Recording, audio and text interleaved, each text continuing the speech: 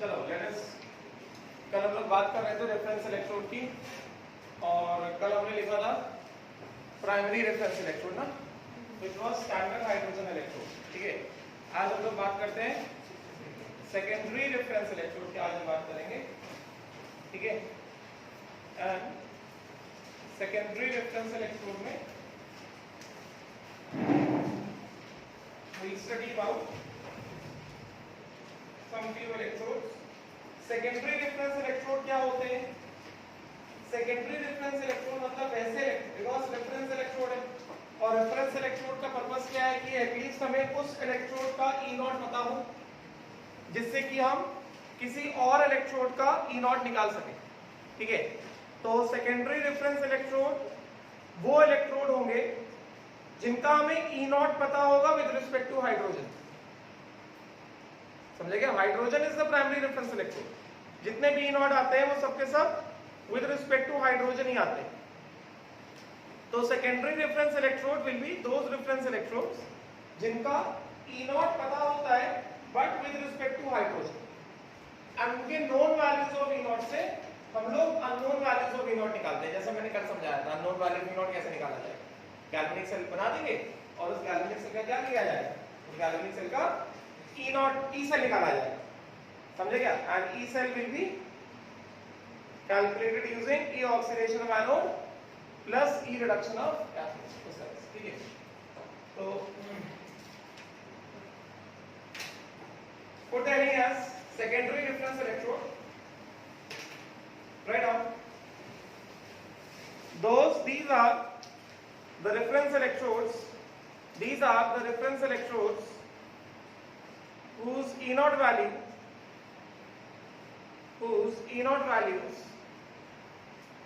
these are the reference electrodes whose E naught values are known. These are the reference electrodes whose E naught values are known with respect to SHE. These are the reference electrodes whose E naught values are known with respect to SHE. First up, they are used to obtain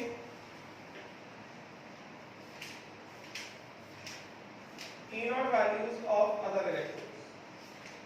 तो इनसे जो E naught value दूसरे electrode का obtain होगा, that will be indirectly be with respect to what? SHE होगी ना, समझे क्या?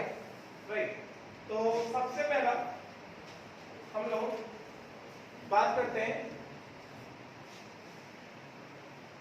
कैलुअल इलेक्ट्रोड। सेकेंडरी रेफरेंस इलेक्ट्रोड में सबसे पहला भी यहाँ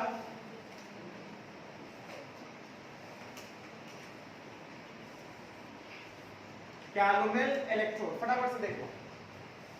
ठीक है, तो कैलुअल इलेक्ट्रोड का मैं डायग्राम निकाल देता हूं, फिर बता दूंगा कि क्या क्या हो रहा है इसमें।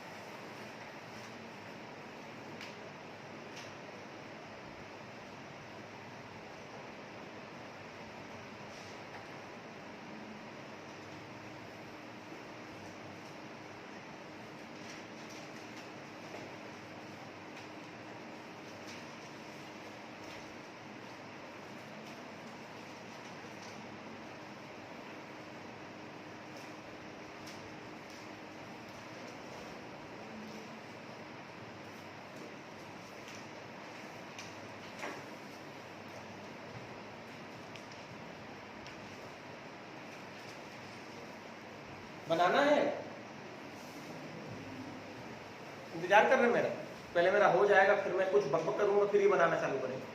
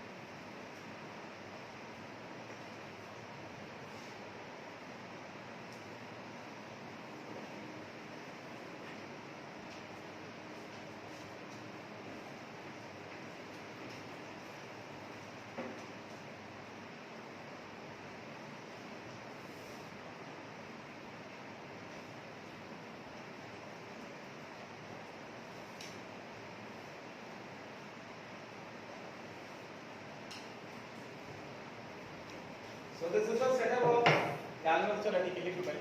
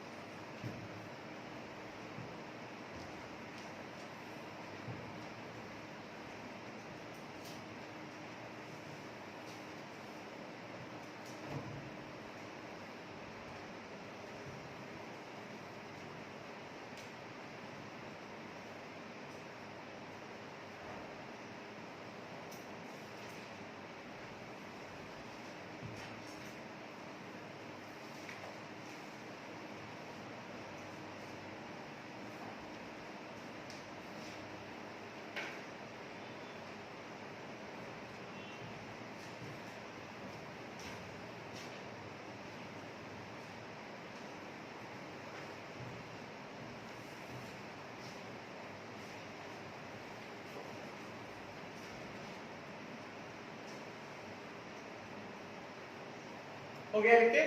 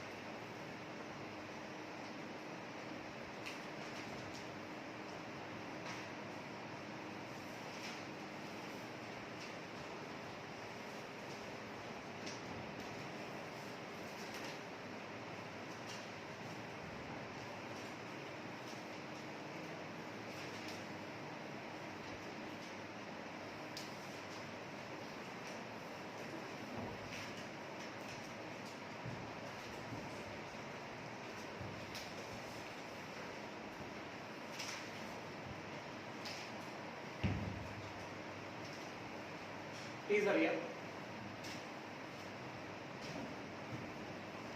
Very good.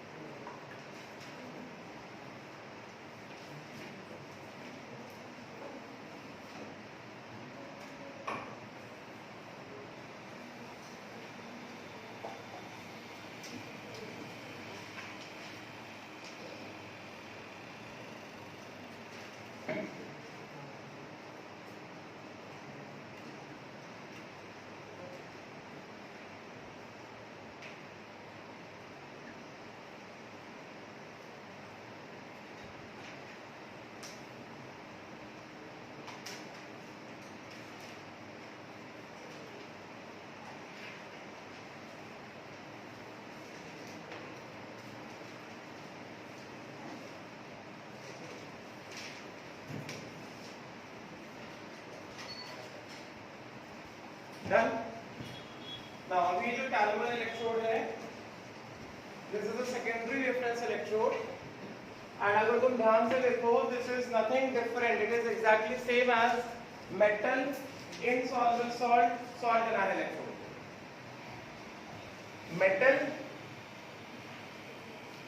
Metal in contact with insoluble salt. This is a paste of insoluble salt, Hg2Cl2, mercurous chloride.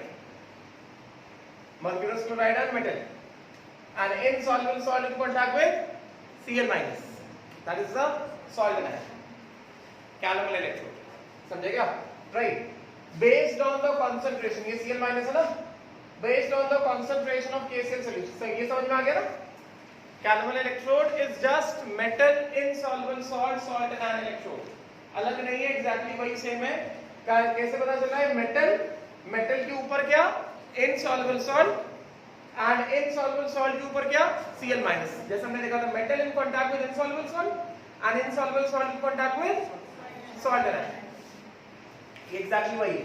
Now based upon the concentration of the Cl minus, इस Cl minus के concentration के ऊपर based, अगर KCl solution saturated solution है तो उसको कहा जाता है saturated calomel electrode. अगर KCl solution है ना, वो saturated है, तो उसको क्या कहा जाएगा? उसको कहा जाएगा saturated calomel electrode, SCE. समझेगा? क्योंकि ये reference electrode है, because it is a reference electrode, तो saturated calomel electrode का जो E reduction होता है, this is not 1 molar. अगर KCl solution saturated solution तो ये 1 molar नहीं है ना, तो उसका सीधा सीधा क्या रिपोर्ट कर रहे हैं? E reduction रिपोर्ट कर रहे हैं. E नॉट रिडक्शन नहीं बता रहे, सीधा सीधा E रिडक्शन बता रहे. समझे क्या? इसका सीधा सीधा क्या बता रहे हैं? E रिडक्शन बता रहे हैं. तो ये सैचुरेटेड कैलमल इलेक्ट्रोड का सैचुरेटेड, यहां पे लिख देता हूं, E reduction of saturated calomel electrode, this is 0.2415. हमारे बुकलेट में ऐसा क्वेश्चन है, सॉल्व करो क्लियर हो जाएगा. 0.2415 वोल्ट E रिडक्शन. समझे क्या? या फिर E नॉट रिडक्शन में लिख दो तो भी कोई दिक्कत. अभी सैचुरेटेड सॉल्यूशन के लिए E नॉट रिडक्शन क्या होगा? 298 केल्विन पे जो निकाला वही उसका E नॉट रिडक्शन. ठीक है? उसी तरह से ये जो हमारे पास, अगर ये जो KCl सॉल्यूशन है, इसका कंसंट्रेशन अगर कितना है? 1 नॉर्मल है, तो इसको क्या कहा जाएगा? इसको कहा जाएगा नॉर्मल कैलमल इलेक्ट्रोड. नॉर्मल मतलब क्या? 1 normal concentration of KCl. It will be known as normal calomel electrode and इसका जो ई नॉट रहेगा, ई नॉट रिडक्शन, इसका E naught reduction, normal calomel electrode का ई नॉट रिडक्शन जो रहेगा वो रहेगा 0.28 वोल्ट, 0.28 वोल्ट, ये चीज ऐड कर लो। एंड उसी तरह से अगर ये KCl सॉल्यूशन का कंसंट्रेशन कितना हो गया 0.1 नॉर्मल है, then it will be known as deci normal calomel electrode, that is DNCE। KCl solution का कंसंट्रेशन कितना है 0.1 नॉर्मल है, तो क्या कहा जाएगा इसको कहा जाएगा deci normal calomel electrode. And इस कैल्कुलर इलेक्ट्रोड का जो ई नॉट रिडक्शन है वो हो गया 0.3338 volt. All these values are known with respect to SHE. This is with respect to SHE. Normal calomel electrode का E naught reduction is with respect to SHE and deci normal calomel electrode this is 0.28 volt and deci normal calomel electrode का भी जो E naught reduction है this is with respect to SHE.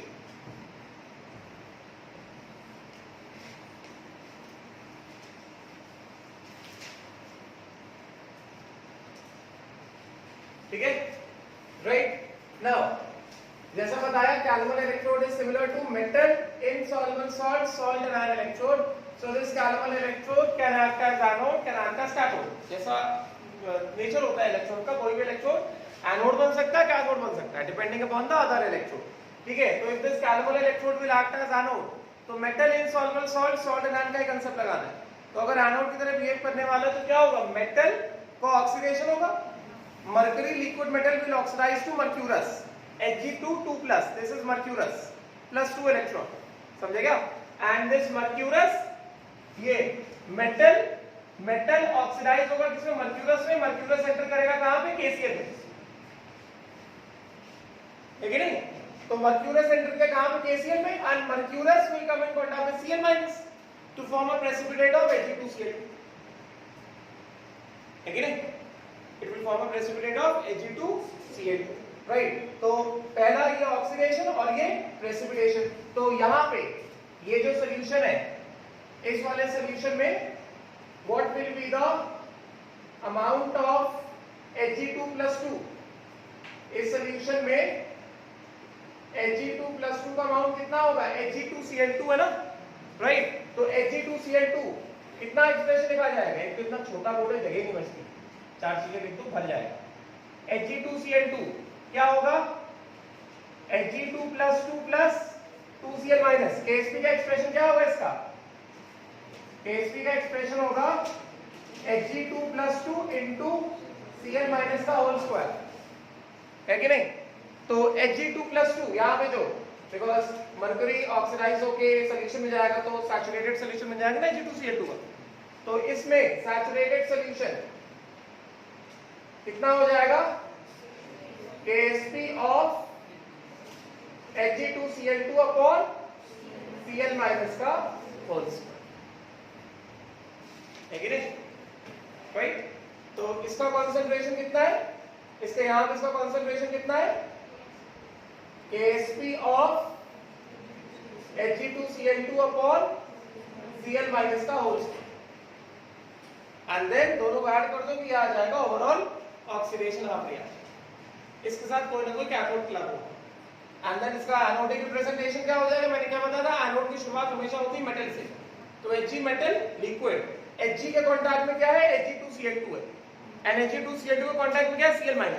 तो notation कैसे लिखा, Hg metal in direct contact with Hg2Cl2 and Hg2Cl2 in direct contact with Cl-, समझेगा? And when it will act as a cathode, तो saturated solution क्या होगा, ये saturated solution will come in contact with aqueous solution, मतलब this insoluble salt Hg2Cl2 will come in contact with what, aqueous solution। तो जैसे ही aqueous solution contact में आएगा तुरंत Hg2Cl2 का डिसोल्यूशन हो जाएगा और यहाँ पे डिसॉल्व होकर क्या बना देगा, सैचुरेटेड सॉल्यूशन में Hg2Cl2 बना देगा। तो Hg2Cl2 जैसे ही कांटेक्ट में आया aqueous सॉल्यूशन के साथ तो क्या बन गया, सैचुरेटेड सॉल्यूशन बन गया Hg2Cl2, एंड देन जैसे ही सॉल्यूशन में Hg2+ आ गया, Hg2+ मर्क्यूरस आ गया, कितना Ksp of Hg2Cl2 upon Cl minus का होल स्क्वायर, वो तुरंत क्या हो जाएगा, रिड्यूस हो जाएगा, Hg22 plus 2 electron gives 2 Hg liquid. यहाँ पे इसका कंसंट्रेशन कितना है, इसका कंसंट्रेशन है Ksp of Hg2Cl2 upon Cl minus का होल स्क्वायर, एंड देन दोनों को ऐड कर दिया जाएगा, ये आ जाएगा overall cathodic half reaction, reduction half reaction overall. And cathodic notation कैसे लिखा जाएगा, एंडिंग हमेशा होता है मेटल से, तो एंडिंग करा दो मेटल से, metal is in contact with insolvent salt and insolvent salt in contact with Cl minus। This is the notation, बात समझेगा, राइट। एंड अलग अलग कंसंट्रेशन पे इनके E0 वैल्यूज दिए गए, क्वेश्चन में कार्बन इलेक्ट्रोड दिया जाएगा तो उसका E0 मेंशन होगा, ठीक है, राइट, समझ में आ गया। This is the calomel electrode, this is the पहला सेकेंडरी रेफरेंस इलेक्ट्रोड, समझेगा। इसका जो E0 पता है, that is known with respect to what, with respect to standard hydrogen electrode, समझेगा, राइट। उसी तरह से write down secondary reference electrode जो हम लोग पढ़ चुके हैं, दूसरा लिख लो, उसके बारे में डिटेल में मिल जाएंगे बिकॉज़ वो हम लोग सब पढ़ चुके हैं। दूसरा लिख लो, सीधा सीधा लिख लो, सेकेंड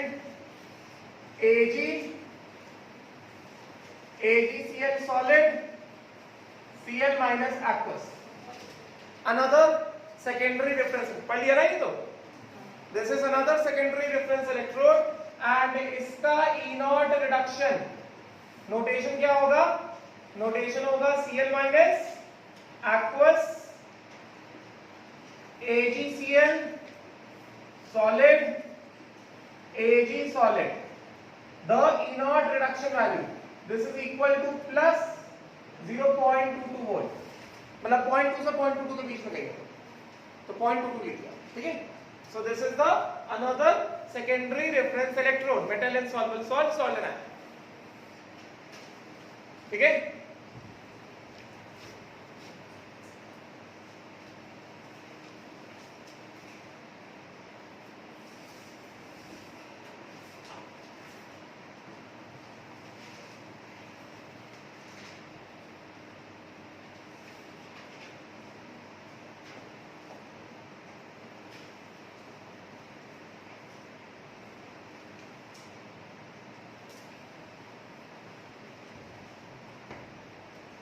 क्लियर हो गया, राइट। एंड नेक्स्ट एग्जांपल, उसका बस ऐसा डायग्राम पूछ लेते हैं कभी कभी, तो बस जानकारी होनी चाहिए कि क्या है,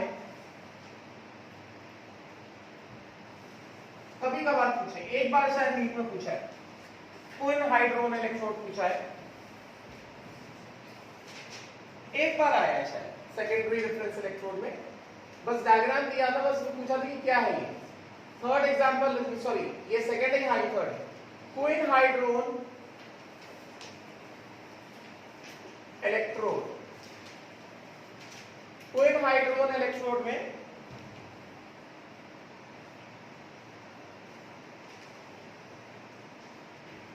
फर्स्ट ऑफ ऑल क्वीन हाइड्रोन क्या है,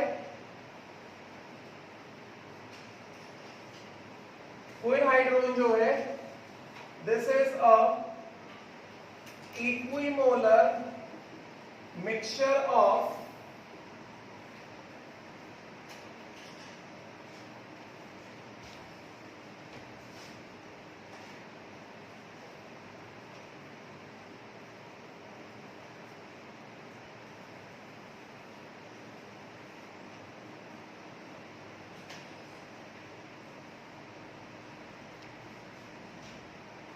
benzoquinone and hydroquinone. This is benzo, ये पढ़ा होगा ना ऑर्गेनिक में, represented by Q, and hydroquinone, टॉटोमेर का मैंने इसमें नहीं है,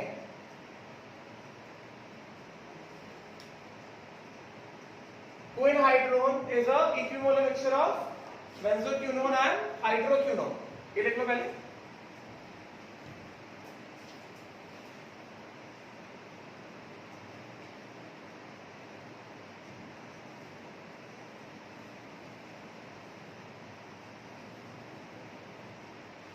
ठीक है?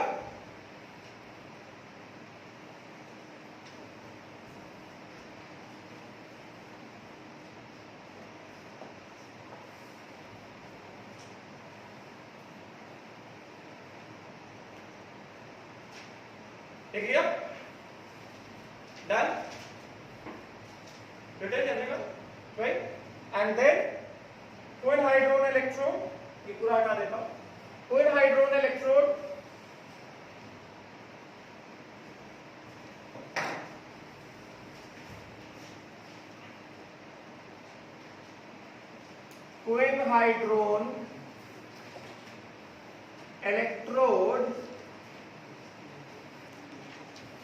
as a cathode. बहुत सिंपल आता है इससे, बस एक वो इसका डायग्राम दे दिया जाता है, बस पहचानना होता है कौन सा इलेक्ट्रोड है. So quin hydrogen electrode as a cathode. NEET में मैथमेटिकल पार्ट तो नहीं आएगा, बट देख लो फिर भी एक बार. +2H +2 इलेक्ट्रॉन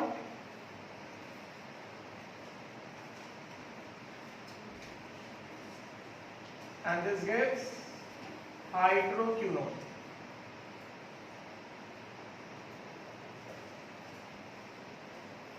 या फिर और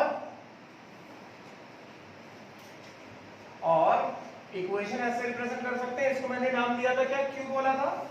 Q plus 2H plus 2 electron gives H2Q. ठीक है? Right? Twin hydrogen electron. This is benzoquinone converting into hydroquinone by giving 2 electron.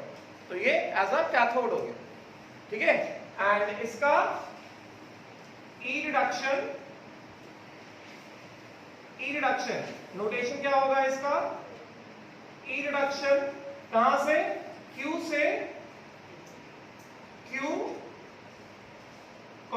H plus भी ना साथ में, से H2Q. This will be equal to कितना? E0 reduction. समझे क्या? कैसे? Q, H plus एंड इससे क्या?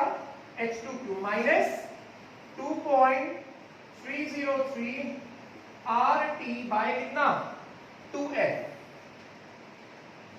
log to the base 10. ये सॉलिड होगा और ये भी सॉलिड होगा.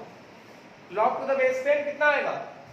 1 अपॉन H प्लस का होल स्क्वायर. है कि नहीं? बाय एनफ कर दो. n का वैल्यू कितना है? n का वैल्यू कितना है? 2 है ना, ऐसा कैथोड. ठीक है ना? तो if we are using this as a reference electrode, तो इसका E0 का वैल्यू मैं बता देता हूं. E0 का वैल्यू है, चलो इसको पहले हम लोग सिंपलीफाइड फॉर्म में ले आते हैं.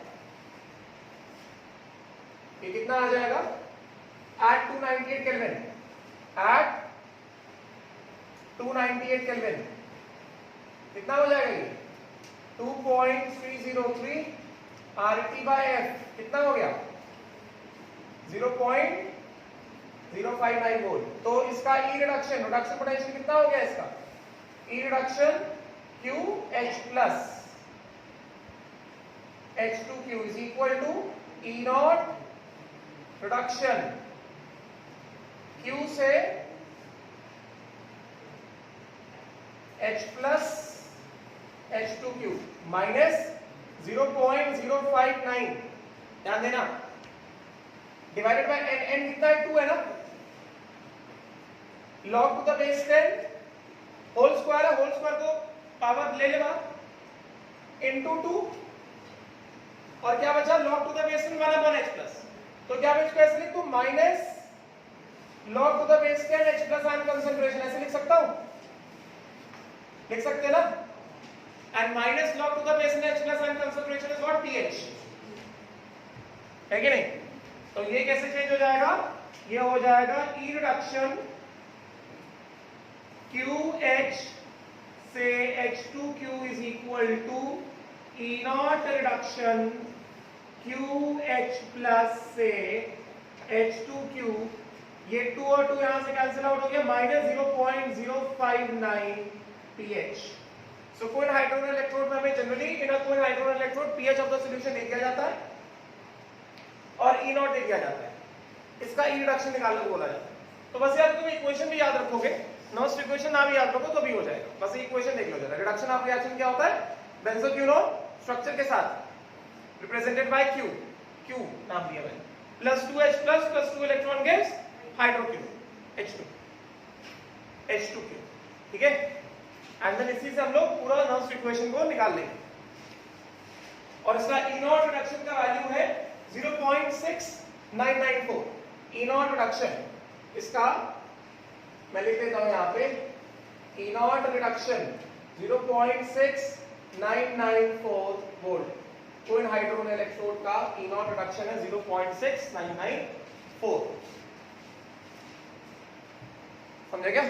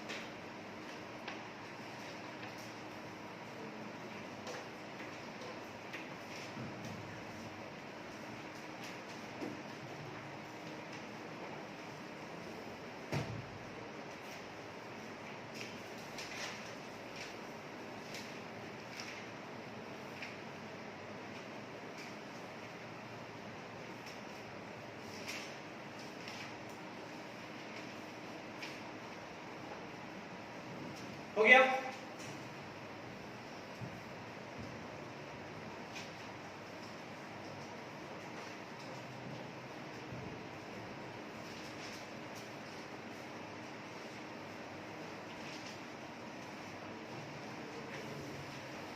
डन? समझ में आ गया? ठीक है, तो ये भी इस इलेक्ट्रोड का हमसे ई रिडक्शन पूछ सकते हैं। कोई हाइड्रो अभी एज अ एनोड लिख लोगे, एनोड होगा क्या होगा, ये पूरा रिएक्शन पलट जाएगा। लिख पाओगे क्या? लिखो जल्दी सब जन। एज एनोड, एज कैथोड बताया मैंने, एज एनोड क्या होगा, ऑक्सीडेशन ऑफ रिएक्शन क्या होगा, ये पलट जाएगा। एंड ई नॉट ऑक्सीडेशन क्या होगा, -0.6994 आ जाएगा। होगा कि नहीं होगा? हो जाएगा ना। बस इक्वेशन पलट दो, ई नॉट पलट दो, फिर बाकी ना इक्वेशन के हिसाब से बना दो।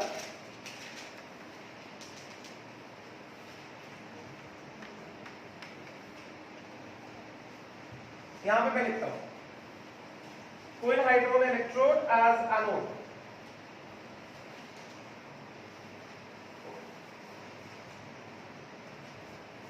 Coin hydrogen electrode as anode. किस तरह से होगा ये,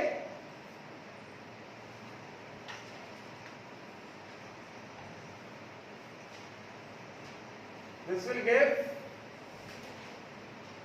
hydroquinone, this will give benzoquinone plus 2H plus 2 electron, or H2Q, this will give Q plus 2H plus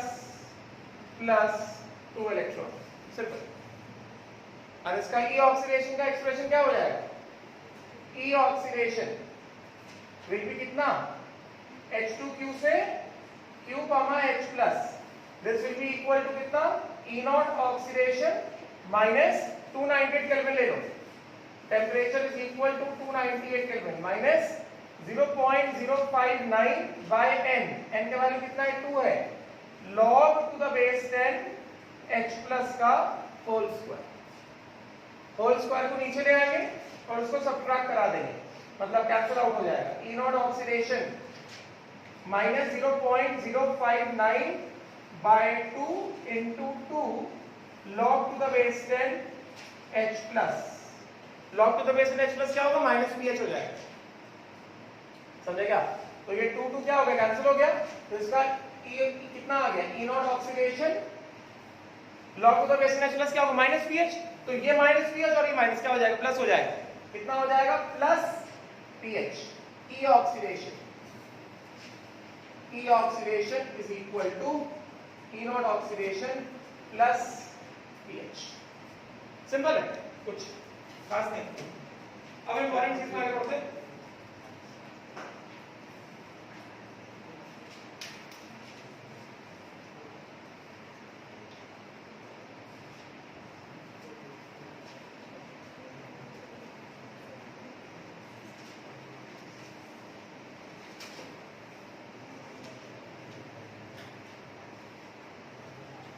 लिखा क्या?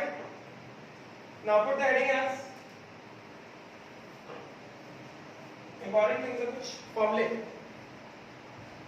सिंपल क्वेश्चन आता है, फॉर्मूला डालो आंसर आएगा।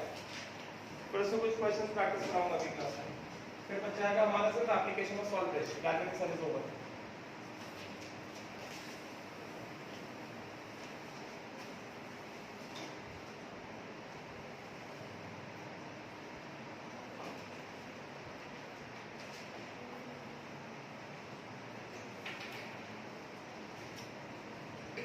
ये डाउन, ये डाउन पूरा।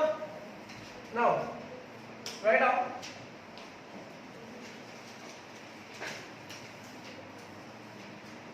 put the heading as thermodynamics of cell potential। मैं जो डेरिवेशन कर रहा हूँ ध्यान से देखना, I will tell you all the reasons. ठीक है, सिंपल क्वेश्चन आता है उससे एकदम फॉर्मूला बेस्ड क्वेश्चन आता है, बहुत स्कोरिंग होता है इसका question.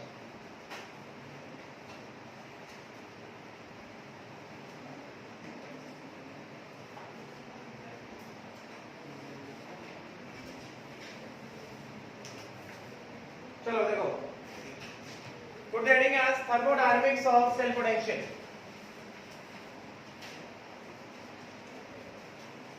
thermodynamics of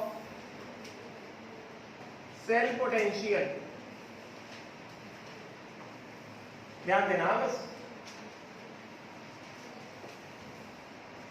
thermodynamics of cell potential,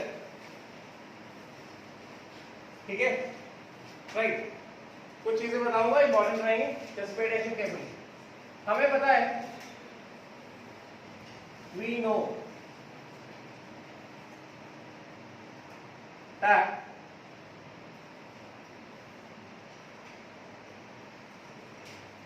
delta G cell is equal to delta H cell minus T delta H cell. पहली चीज जो हम जानते हैं, यस। दूसरी चीज जो हम जानते हैं वो क्या है, delta G cell is equal to minus N F E cell, ये भी हम जानते हैं, ठीक है। एंड तीसरी चीज जो हम जानते हैं वो क्या है, delta H is equal to delta U plus delta PV,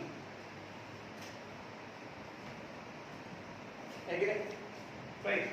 तो अभी हमें जो भी काम करना है वो हमें यहीं से करना है, राइट। तो इसमें पहली चीज जो है हम लोग क्या करेंगे, यहां डाल देता हूं, ठीक। चलो, ये जो हमने एक्सप्रेशन लिखा delta G cell is equal to delta H cell minus T delta H cell, अगर हम लोग इसको ऐसा नॉन डिफरेंशियल फॉर्म में लिखते हैं, जी इज इक्वल टू क्या होगा,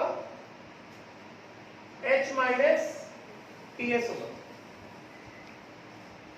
ठीक है नहीं, G will be equal to H minus T S, ठीक। नाउ पूरे को डिफरेंशिएट करो, dG will be equal to dH minus TdS minus SdT, multiplication में टी को कांस्टेंट एस को डिफरेंशिएट करो, एस को कांस्टेंट टी को डिफरेंशिएट करो, ठीक है नहीं, राइट। अच्छा, अभी उसके बाद यहां से हम क्या करें,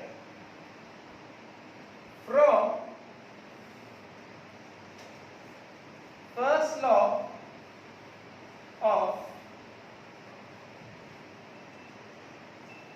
ठीक, अच्छा फिर ये जो हमने लिखा है, ठीक है चलो ये लिखा रहता है, delta H is equal to delta U plus delta P, ये लिखा रहता है। Also we know that H is equal to U plus PV, यही से डेल्टा फॉर्म में लिखा था इसको डायरेक्टली, ठीक है। तो अभी इसको डिफरेंशिएट करो, दिस इज फर्स्ट, इसको डिफरेंशिएट करो, dH is equal to du plus p dv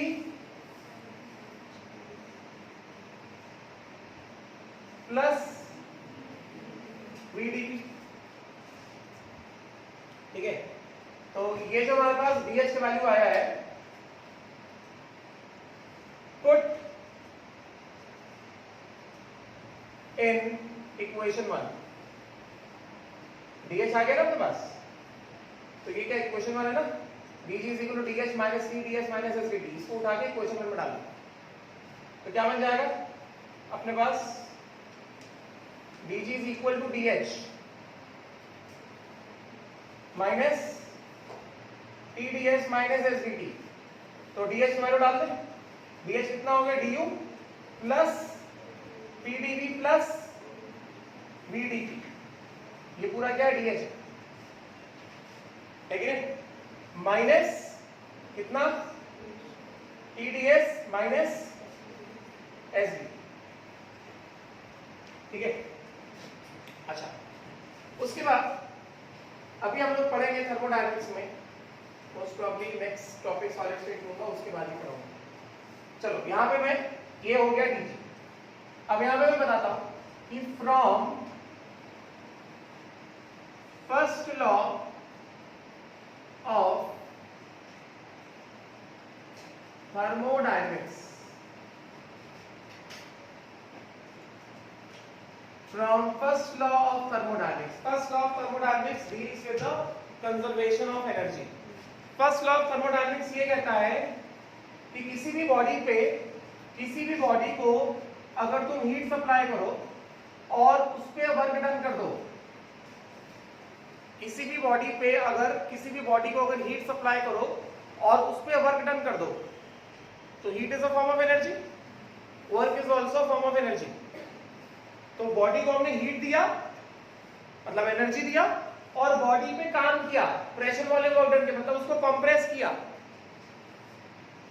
so heat supply will be stored in the form of internal energy and work which is performed on the body, मतलब उसको compress जो कर रहे हैं, that will also be stored in the form of internal energy, ठीक है। तो मतलब क्या, total change in internal energy of the body is equal to कितना, heat supplied to the body plus work that is done on the body. समझ गया, clear, right. Now तो first law of thermodynamics is equal to du, ये हम लोग पढ़ेंगे, मैं पढ़ाऊंगा, this is equal to dq plus dw, ठीक है। एंड वर्क डन का एक्सप्रेशन होता है माइनस पी डीवी, ये भी मैं पढ़ाऊंगा अभी, एज इट इज इसको कॉपी कर लो, work done is equal to कितना, माइनस पी डी, समझ गया, राइट। तो यहां से क्या आ गया, du is equal to dq plus dw, dw कितना है, माइनस pdv, तो माइनस pdv को क्या किया, उठा के इधर ले, तो कितना आ गया हमारे पास, du plus pdv is equal to कितना, dq, तो यहां से हमको आया dq is equal to du plus pdv, ये आया।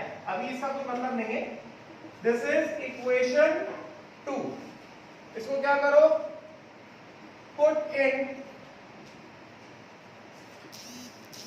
इक्वेशन 2, इसको उठा के डालो इक्वेशन 2 में, तो इक्वेशन 2 क्या है अपने पास, dg इज इक्वल टू कितना है, ये du प्लस pdv दिख रहा है कि नहीं, ये दिखा ना, du प्लस pdv, ये दिखा हमें, plus vdp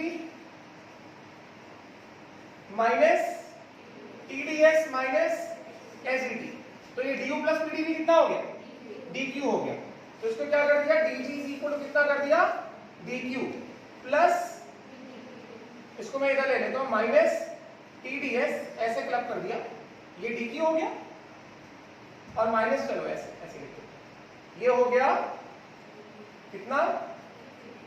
dq plus vdp minus कितना? TdS minus SB।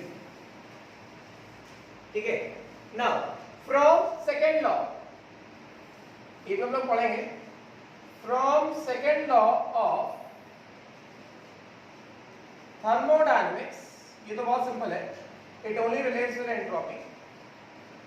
dq is equal to या ds is equal to dq by t, which implies dq is equal to TdS, which implies dq minus TdS is equal to 0। तो यहां पे dq भी है और minus TdS भी है, yes not right? तो ये वाला एक्सप्रेशन क्या हो जाएगा? देखो इसमें क्या करो, ये हो गया इक्वेशन 3,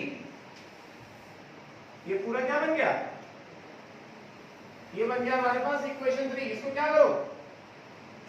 पुट इन इक्वेशन 3, मतलब dq माइनस TdS को क्या कर दिया जाए? 0 कर दिया जाए। तो अगर हमने dq माइनस TdS को 0 किया, ये हटा दो,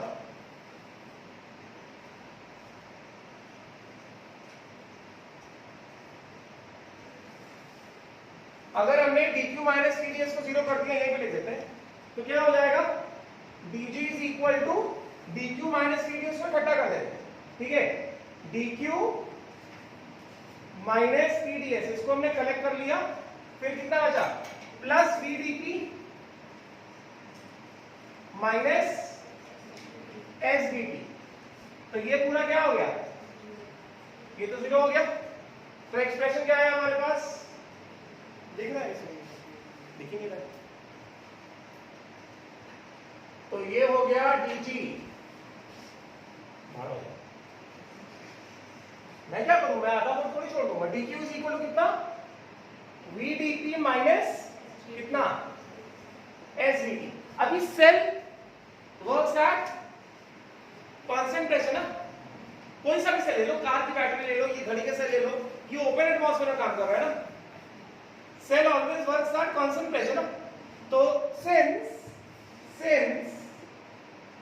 cell works at constant pressure, therefore cell reaction में dp कितना है? 0 है। कोई भी बैटरी ले लो, इन्वर्टर का बैटरी खुले में रखा रहता है, कार का बैटरी बस बोनेट के अंदर होता है, बाइक का बैटरी इंजन के आसपास लगा रहता है, गेटिंग ना? ये घड़ी का सेल ले लो, कोई भी सेल ले लो, it is always working at what? Constant pressure. तो dp कितना हो जाएगा? 0 हो जाएगा। तो इसका मतलब क्या आ गया? dg इज इक्वल टू कितना? Minus SdT। dg becomes equal to कितना? Minus SdT। और हम लोग यहां से ये बोल सकते हैं, चलो पहले इतना लिखते हैं।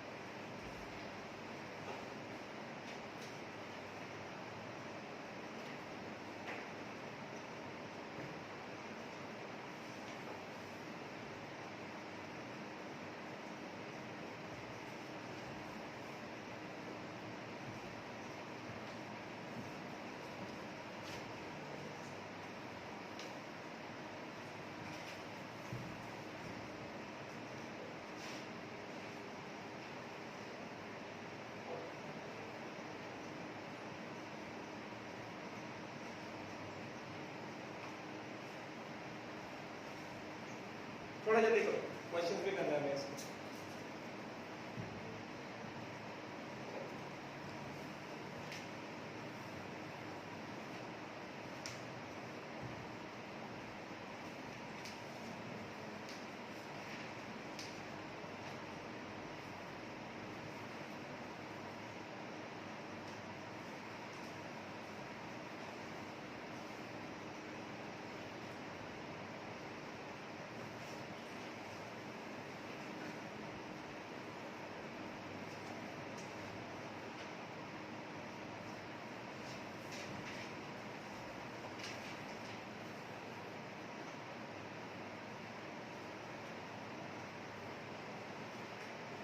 सारे तक समझ में आया ना?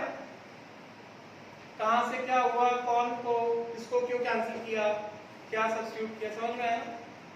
अब यहां से हमारे रिजल्ट्स आने स्टार्ट होंगे, हमें वो ध्यान में रखने होंगे, ठीक है? इसके बाद से सारे रिजल्ट्स निकलेंगे, वो ध्यान में रखना होगा। एकदम नीट में आएगा तो एकदम फॉर्मूला बेस्ड क्वेश्चन आएगा।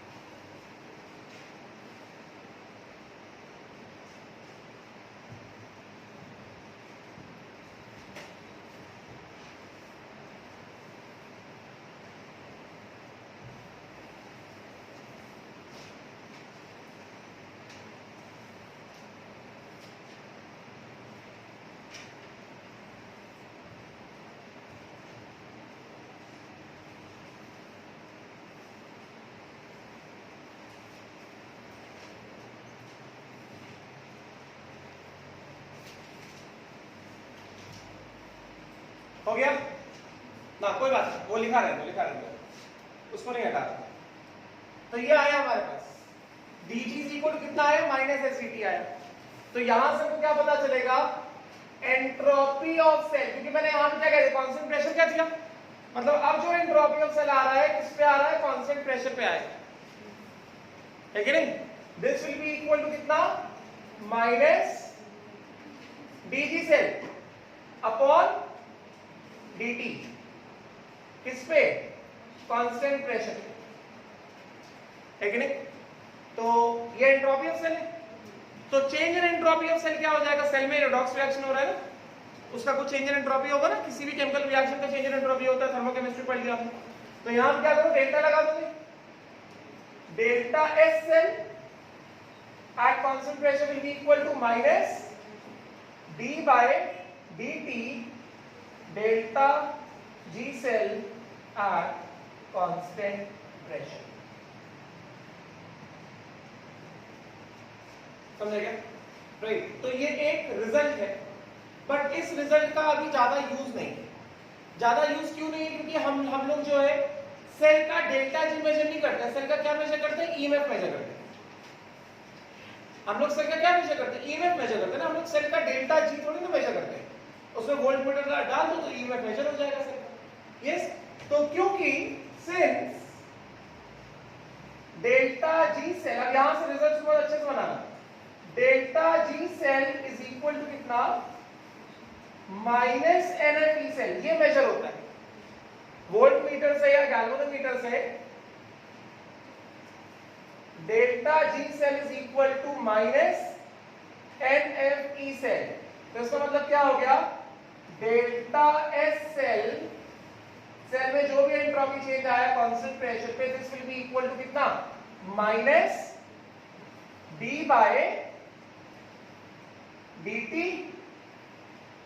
और यहां पे क्या था, डेल्टा जी सेल था, तो यहां पे क्या डाल दिया जाए, minus N F E cell, है कि नहीं? तो एन एफ बाहर, माइनस एन एफ बाहर आ जाएगा, माइनस ऑलरेडी बाहर ऑलरेडी माइनस साइन पड़ा हुआ है, तो माइनस माइनस प्लस हो गया, NF बाहर आ गया, माइनस माइनस प्लस हो गया, है कि नहीं? ये हटा दूं, ये हटा दूं, ये तो हो गया होगा, ठीक है। तो इसका मतलब क्या हुआ? इसका मतलब हो गया कि यहां से आपको क्या पता चल रहा है, delta S cell at a constant pressure is equal to minus minus cut गया NF d by dt E cell, and E cell is measured at constant pressure. Now this is a important result. E cell, EMF of a cell को differentiate करो with respect to temperature into NF, d E cell by dt into NF will give you what? Entropy change of the cell reaction.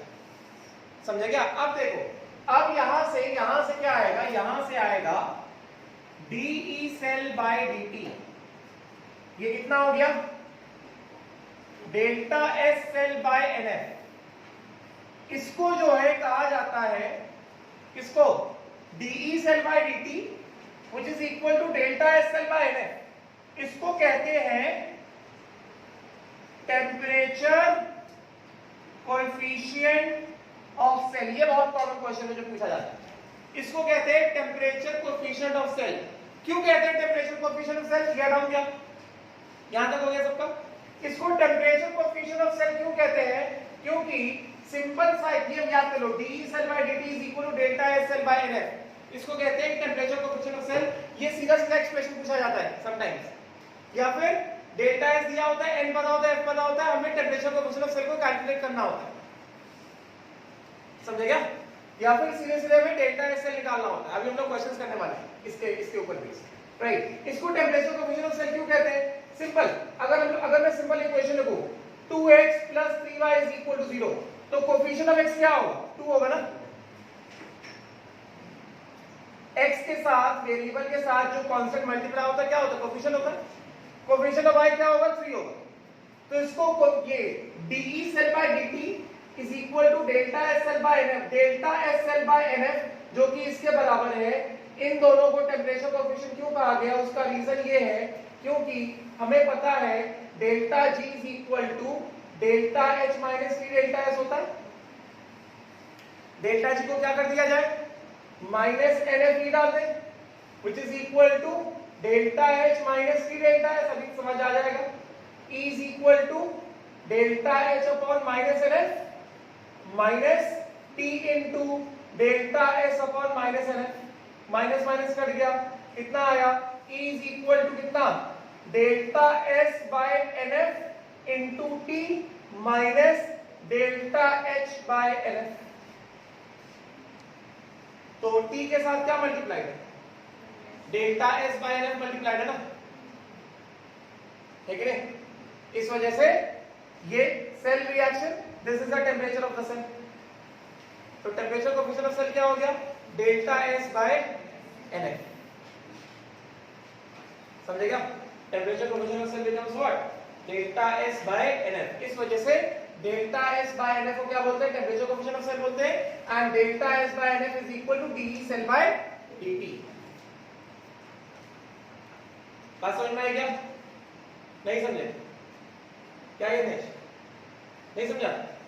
समझ गया? तो expression दिया, एक इसका और ये तीन लोग ऐसे नहीं एक्सप्रेशन में बैठे रहते। नवरे यज्ञेश होते ना, नाम पे नाम नहीं बोल, प्रथमेश एकदम स्टैचू में बैठे थे, पता ही नहीं चलता खुश है कि नाराज है। समझ में आया क्या? क्लियर हो गया? So delta S by NF is the temperature coefficient of the cell. Clear हुआ? राइट।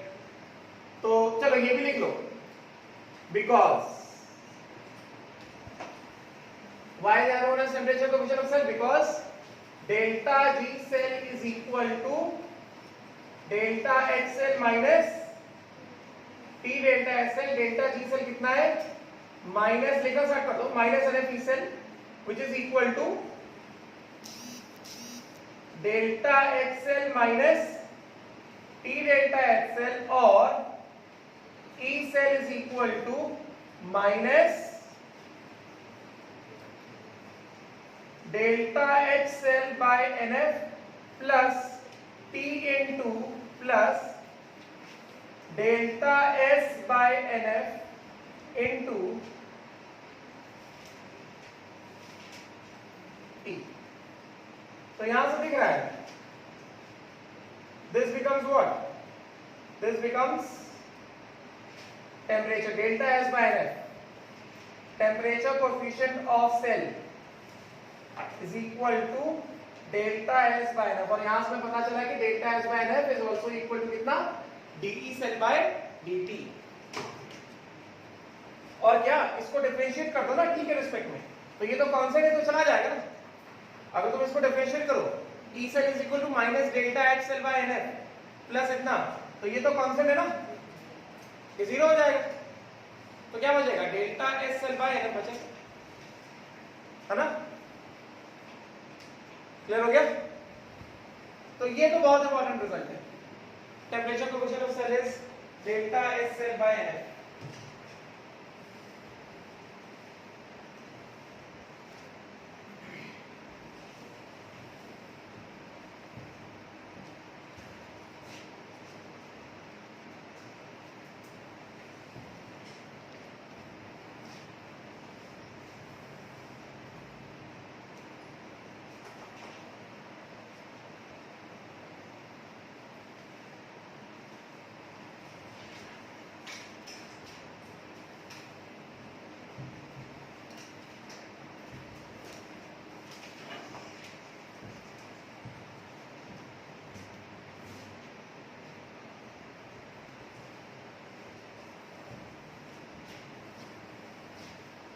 हो गया।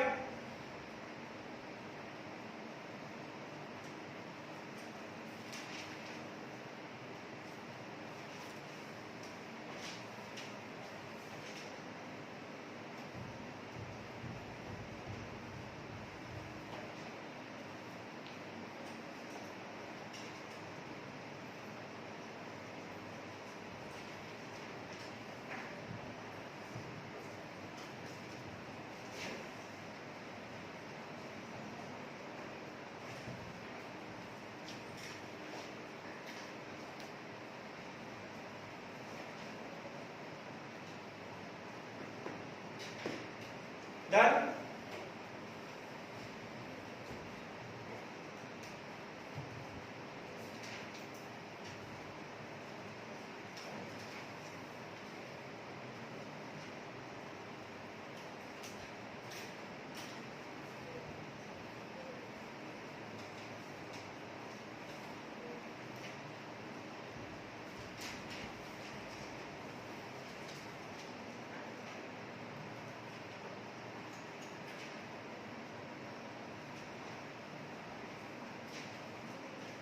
चलो अब देखो, समझ में आ गया ना। अब हमने देखो जो एक्सप्रेशन है डेल्टा, ये वाला जो एक्सप्रेशन है, इस वाले एक्सप्रेशन में देख लिया कि डेल्टा जी सेल कैसे आएगा, वोल्टमीटर डालो ई सेल निकालो डेल्टा जी पता चल जाएगा, ठीक है नहीं। उसी तरह डेल्टा एस सेल हमने देख लिया, delta S cell will be equal to कितना, N F into D by D T into E cell, ठीक है। अब बचा क्या, डेल्टा एक्स सेल, मतलब सेल में जो रेडॉक्स रिएक्शन हो रहा है उस रेडॉक्स रिएक्शन में एंथैल्पी चेंज कितना है, ठीक है नहीं, उस रेडॉक्स रिएक्शन में एंथैल्पी चेंज कितना है वो निकालते हैं पहले, ठीक है। चलो ये हटा दो,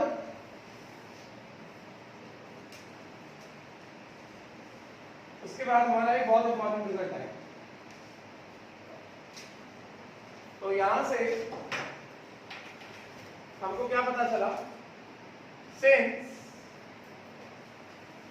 delta G cell is equal to कितना, delta X cell minus T delta X cell, ठीक है। डेल्टा जी सेल क्या होता है, minus N F E cell is equal to कितना, डेल्टा एक्स सेल माइनस कितना टी, डेल्टा एक्स सेल कितना होगा, N F D by D T into कितना ई सेल, यही होगा ना, बस ये वैल्यू डाल।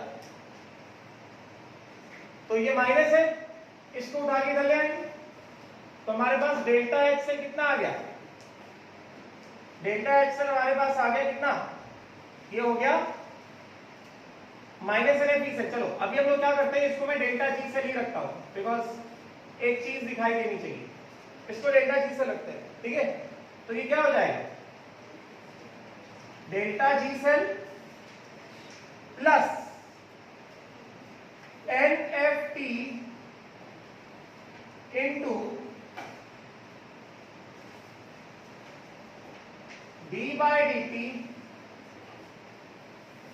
इंटू ई से। यस, अब देखो जरा ध्यान से, ये जो डेल्टा जी सेल होता है, पहली बात ये तो एक मॉडर्न एक्सप्रेशन है,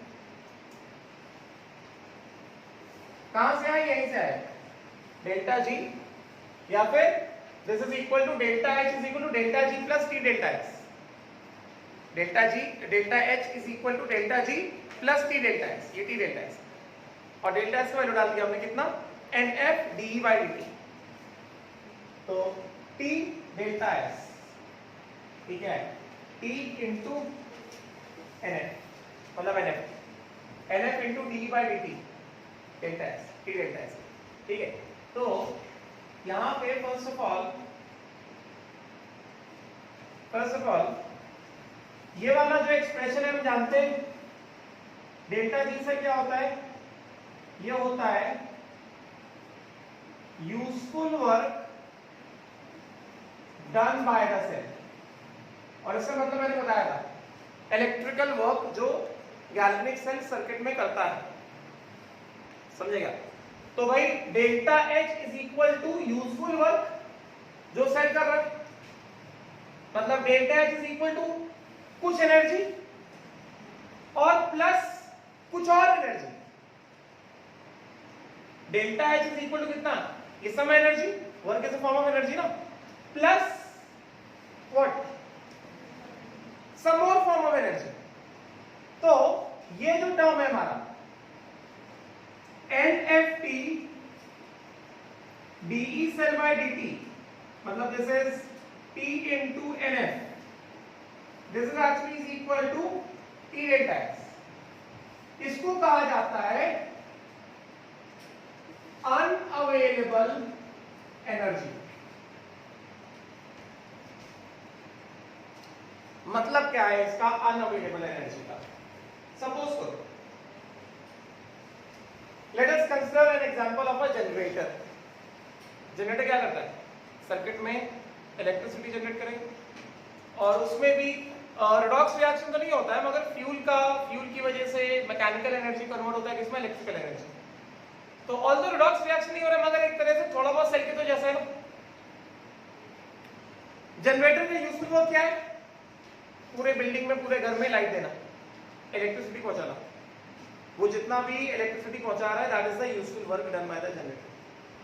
वो इलेक्ट्रिसिटी कहां से आ रहा है, जो फ्यूल है डीजल उसमें पड़ा है कि नहीं, उसके बर्निंग से आ रहा है, डीजल का कंबशन हो रहा है, उसके बर्निंग से आ रहा है, धुआं निकलता है ना, कार्बन मोनोऑक्साइड होता है, वो इनकम्प्लीट कंबशन ऑफ फ्यूल होता है, समझेगा, उसके कंबशन से एनर्जी आ रहा है, राइट। एंड वो एनर्जी मतलब उसमें जो फ्यूल है उसके कंबशन से जो एनर्जी आ रहा है, वो एनर्जी क्या क्या कर रहा है, जनरेटर के पार्ट्स को चला रहा है, उसका जो व्हील है वो घूम रहा है, यस नॉट, उसमें जो साउंड हो रहा है, उसके जो पार्ट्स का जो फ्रिक्शन है कहां से आ रहा है,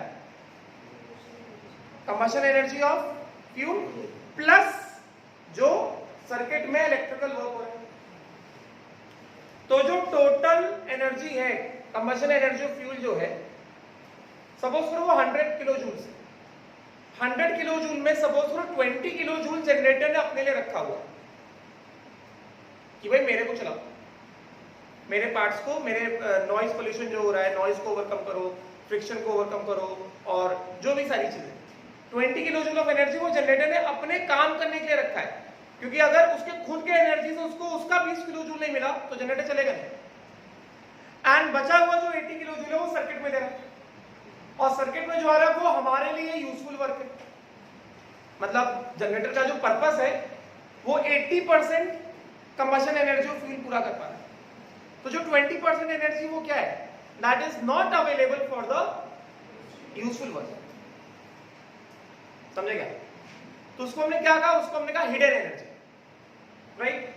तो अगर मैं तुमसे कहूं कि what is the efficiency of the generator, efficiency of the generator तुम क्या कहोगे कि भाई उसने जो यूजफुल वर्क किया divided by total energy of the fuel into 100। समझेगा? Total energy of the fuel क्या होगा, useful work plus the unavailable energy.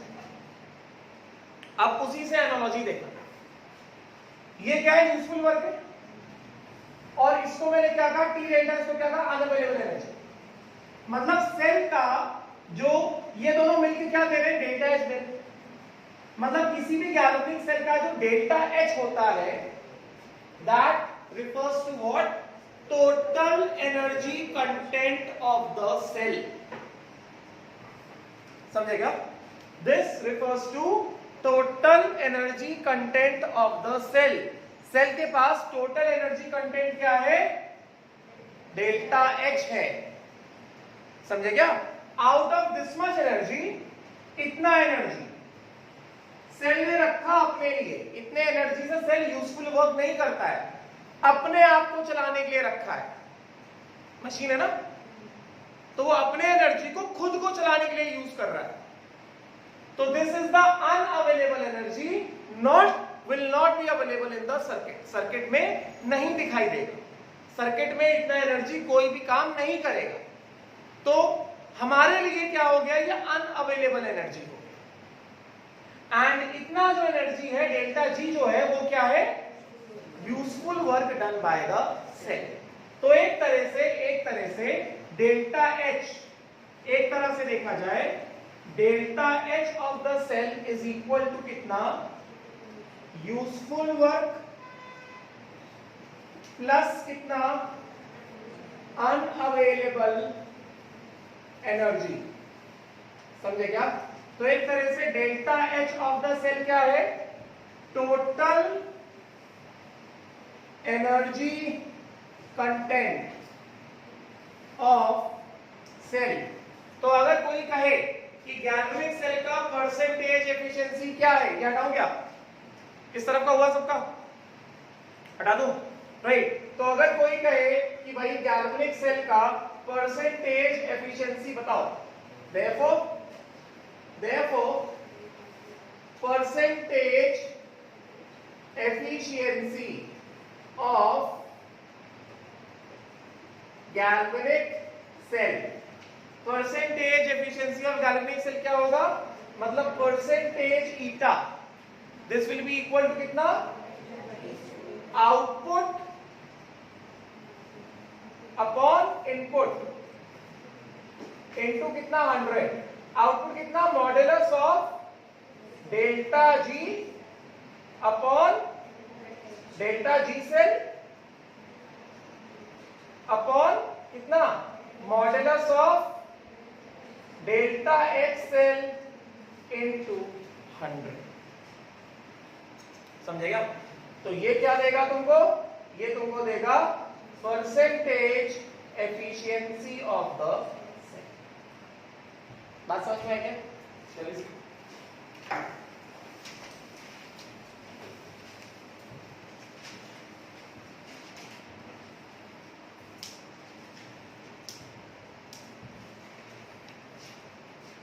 Delta G से हमें पता है माइनस एनर्जी से आ जाएगा, और डेल्टा एच से जो भी होगा हम लोग इसे निकाल सकते हैं।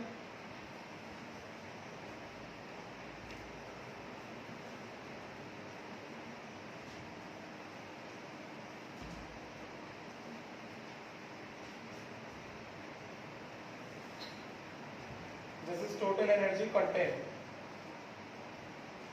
Of cell.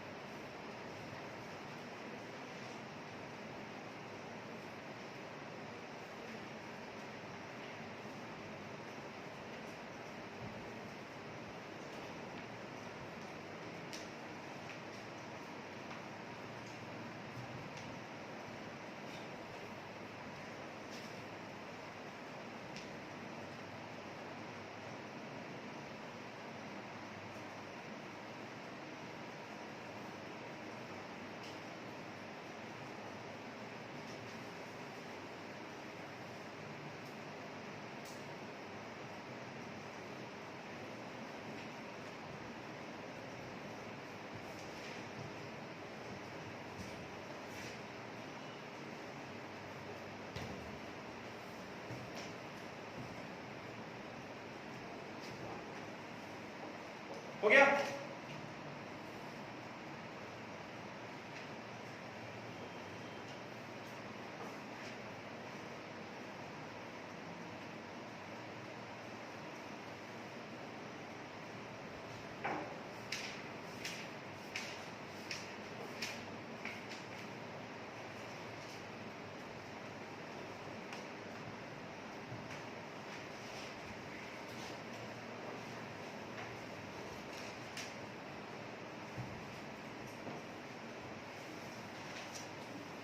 Done?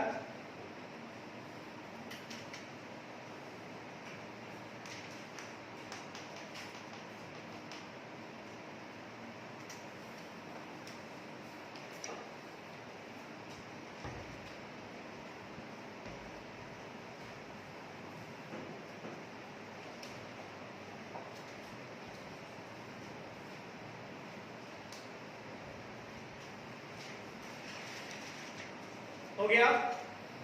Now, the last part in thermodynamics of cell potential पर क्वेश्चंस में आ जाएंगे हम लोग. हटा दूं? इस तरफ का हटा दूं? ये हटाता हूं. हमने किरचॉफ्स इक्वेशन पढ़ा है, सबने पढ़ा है किरचॉफ्स इक्वेशन. किरचॉफ इक्वेशन क्या पढ़ा है? एक टेम्परेचर पे अगर हमें एंथैल्पी पता है तो दूसरे टेम्परेचर पे अपन एंथैल्पी निकाल सकते हैं, है ना? राइट? तो सेल में भी क्या होता है?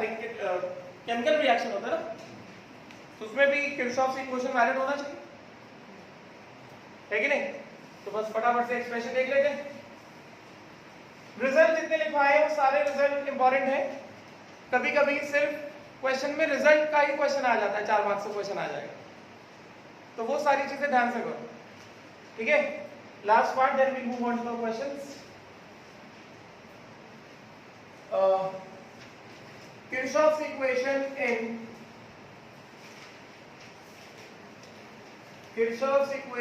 in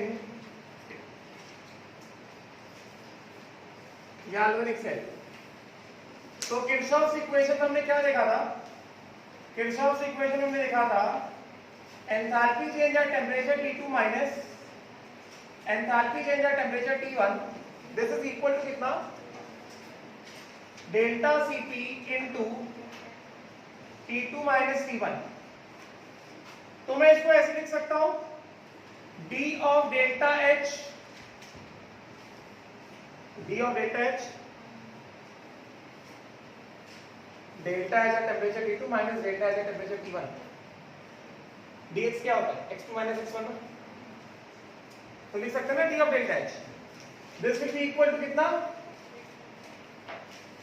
डेल्टा Cp, ये क्या है? dt, है कि नहीं? तो यहां से हमारे पास क्या आ गया? Delta Cp is equal to d by dt into कितना? Delta XL. Yes, delta XL का एक्सप्रेशन अपन कितना निकाले? डेल्टा एक्सएल का एक्सप्रेशन हमने कितना निकाला? यहां से देखो, delta XL is equal to delta G cell, मतलब कितना? Minus N F E cell plus N F T D by D T E cell. उठा के डाल दें यहाँ पे वैल्यू, कितना हो जाएगा? बस रिजल्ट याद करना, D by D T delta X cell कितना हो गया? Minus N F E cell plus कितना? N F T D by dt E cell. हमें इस पूरे एक्सप्रेशन को डिफरेंशिएट करना विद रिस्पेक्ट टू टेम्परेचर. तो बेसिक डिफरेंशिएशन सबको आता है, कर सकते हैं डिफरेंशिएट. कितना होगा बोलो? यहां पे अंदर लेके जाए, कितना होगा? माइनस एन एफ बाहर आएगा, कितना हो गया? D E cell by D T. या फिर ऐसे लिखता हूं, d by D T into कितना? E cell. ठीक है? अभी ये क्या है? NF बाहर रहेगा प्लस NF. क्या डिफरेंशिएट करना है? T into this. NF तो बाहर आएगा ना, क्या डिफरेंशिएट करना है? T इंटू दिस, मतलब A इंटू B. मतलब क्या चाहिए हमें, प्लस कितना d by dt into t into d by dt E cell. तो a इंटू b का डिफरेंशिएशन करना है ना, तो एक बार क्या करेंगे, इसको कांस्टेंट रखेंगे, t को डिफरेंशिएट करेंगे, और एक बार क्या होगा, t को कांस्टेंट किया जाएगा, इसको डिफरेंशिएट। ठीक है, तो ये कितना हो गया, minus nf d by dt E cell plus यहां पे कितना nf, एक बार इसको कांस्टेंट करते हैं। ठीक है, nf de cell by dt, क्या किया, इसको कांस्टेंट पकड़ा, इनटू कितना dt बाय dt, है कि नहीं, प्लस क्या चीज, अभी t को कांस्टेंट पकड़ते हैं, nft, nf बाहर आएगा, t को कांस्टेंट पकड़ लिया, फिर क्या d बाय dt, ये डिफरेंशिएट होगा, क्या हो जाएगा, डबल डेरिवेटिव। तो ये क्या है, minus nf de by dt plus nf de by dt, dt by dt कितना मान हो गया, है कि नहीं, तो ये पूरा यहां से निकल जाएगा, पूरा कैंसिल हुआ ना, नहीं कैंसिल हुआ, हो गया।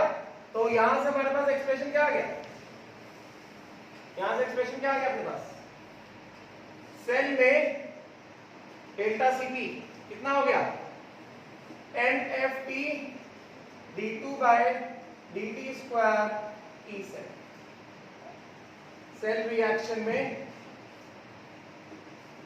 डेल्टा Cp, बस इतना कर लो। फिर ये जो हमने जितने भी एक्सप्रेशन निकाले इसके बेसिस पे हम क्वेश्चंस में आ जाते हैं।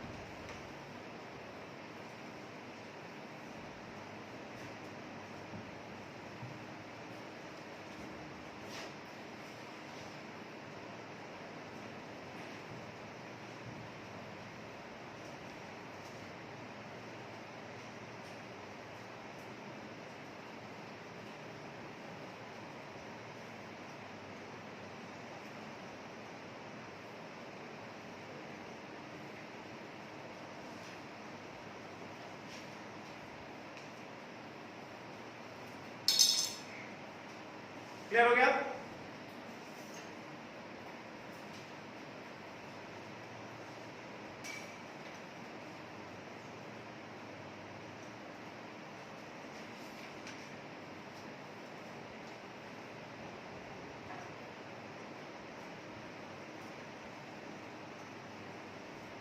ना बुकलेट में आओ, इन योर बुकलेट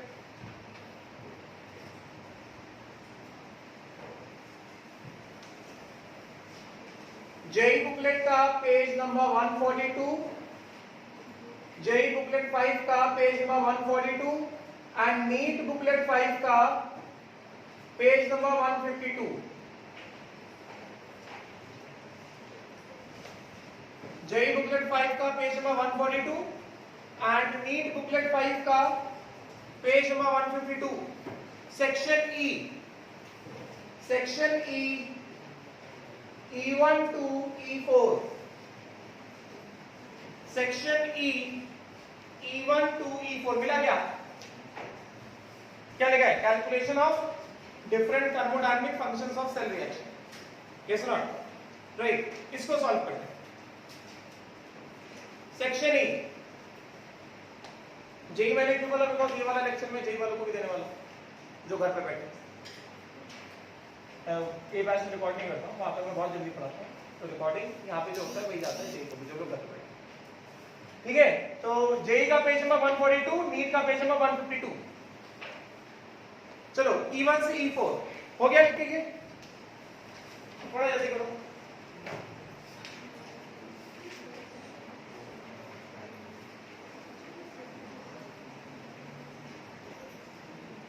उसके बाद जेई का पेज 147, 148, बुकलेट 5, नीट का पेज 146, 147, नीट बुकलेट का page 156, 157, section E, question E1 से E5, E1 to E5, समझे क्या? ये क्वेश्चन अटेम्प्ट करना है।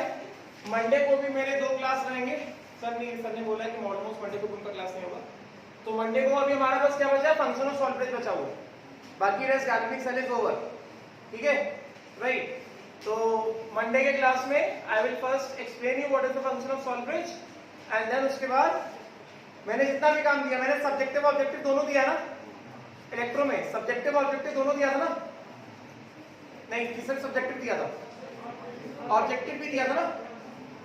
मतलब कि page number 154, 155, 156, section B C D दिया था ना, और सब्जेक्टिव भी दिया था।